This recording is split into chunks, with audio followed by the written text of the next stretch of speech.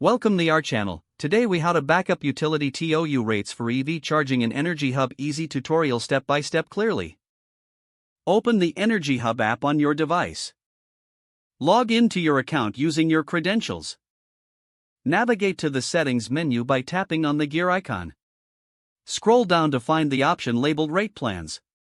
Select this option to view your current rate plan information. Look for the section titled TOU Rates or Time of Use Rates. Tap on this section to access detailed information about your utility's TOU rates.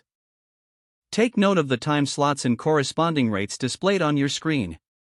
If you want to back up this information, take a screenshot of the TOU rates page. To do this, press the appropriate buttons on your device to capture the screen. You can also write down the rates and time slots for your records. Once you have your backup, return to the main settings menu. Check if there is an option for notifications related to rate changes. Ensure notifications are enabled to stay updated on any changes in your TOU rates. If you wish to change your settings, look for an option to update your rate plan. Follow the prompts to select a different TOU rate if necessary. Confirm your changes if you decide to switch to a new rate plan. Finally, exit the settings menu and return to the main dashboard of EnergyHub. Your TOU rates information is now securely backed up and accessible whenever needed. Remember to regularly check for updates on your utility's TOU rates to stay informed. You are now equipped to manage your TOU rates for optimized EV charging.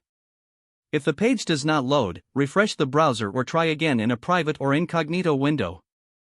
Make sure you are using the correct email address, then retype it carefully to avoid small typos. If your password is not accepted, use the reset option and create a new strong password you can remember.